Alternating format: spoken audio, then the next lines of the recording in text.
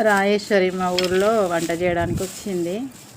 ఎండాకాలం కాబట్టి అందరికీ నిమ్మకాయ షర్బత్ చేసిస్తుంది. నిమ్మకాయ షర్బత్ డిఫరెంట్గా అసలు అల్లం వేసి చేస్తుంది. మా టేస్ట్ చూసిన తర్వాత చాలా ఆశ్చర్యం అనిపించింది. తర్వాత ఎట్లా చేయాలి రాజేశ్వరి ఒకసారి చూపెట్టావా అంటే, ఇక మాకు తెలియకుండా వేసింది కదా, మా ఇంట్లోనే, కానీ మాకు తెలియదు ఇట్లా వేసింది. టేస్ట్ చూసిన తర్వాత చాలా బాగా అనిపించింది. సరే అందరికి యూజ్ అవుతుంది కదా అని ఒక వీడియో తీస్తున్నాం మేము అందరి కోసం. చాలా బాగా చేసింది. ఎట్లా చేస్తున్నావు రాజేశ్వరి చెప్పు.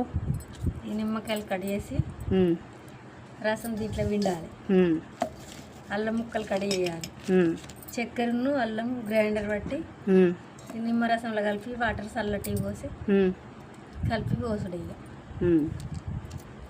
ఇది బెల్లంతో కూడా వేసుకోవచ్చు, చక్కెరతో చేసుకోవచ్చు, మన ఇష్టం. బెల్లం అందరూ చక్కెర కొంచెం భయపడుతున్నారు అది మధ్యకాలంలో. బెల్లంతో కూడా వేసుకోవచ్చు అన్నట్టు. ఒకసారి బెల్లంతో కూడా ట్రై చేద్దాం.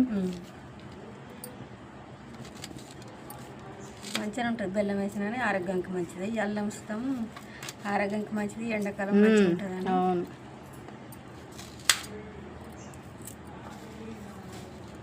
చాలా డిఫరెంట్ టేస్ట్, చాలా అంటే చాలా బాగుంది టేస్ట్ అయితే.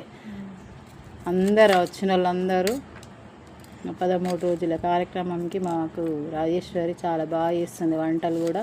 ఎవరికైనా వంటలు చేయించుకోవాలనుకునే వాళ్ళు మా రాజేశ్వరిని కాంటాక్ట్ అవ్వండి, మేము కింద నెంబర్ కూడా ఇస్తాం. పొట్టు తీసుడు లేదా రాజేశ్వరి? పొట్టు తీయకుండా మట్టి లేకుండా మంచిగా శుభ్రంగా కడుక్కొని ఇది కడిగేసి ఈ చక్కెరలో ఇది గ్రైండర్లో చక్కెర వేసి ఇంట్లోనే ఇది కడిగేసిన ముక్కలు వేయాలి, అల్లం ముక్కలు వేసి గ్రైండర్ పడితే కొంచెం మెత్తగా అవుతుంది కాబట్టి అట్లా బబ్బులు ఉంటుంది. మళ్ళీ కొన్ని వాటర్ పోసి పట్టాలి, వడపోసుడా తర్వాత వాటర్ పోసి పట్టి నిమ్మరసంలో పోసినాక చాయ్ ఆడపోస్తే జాలు పట్టి ఆడపోస్తే ఫిల్టర్ అవుతుంది, మొత్తం కసరు ఉండదు, ఏముండదు, మంచిగా కనిపిస్తుంది, తాగితే మంచిగా ఉంటుంది. సరే చెయ్యి. అయ్యో ఇందులో ఏం పోసినావు? నీళ్ళు కూడా పోసినావా? నీళ్ళు పోసి గ్రైండర్ వేసినావా? అల్లము చక్కెర కలిపి కొంచెం నీళ్ళు పోసినావా? లేకపోతే గట్టిగా ఉంటుంది కదా, కొంచెం నీళ్ళు పోస్తేనే గ్రైండర్ అవుతుంది, మెత్తగా అయిపోతుంది. నీళ్ళు పోయి కొన్ని నీళ్ళు పోసిన తర్వాత మనకు తగినంత నీళ్ళు పోసుకొని. అల్లం ఎంత వేసుకోవాలి మరి? ఏమైనా కొలత ఉంటుందా?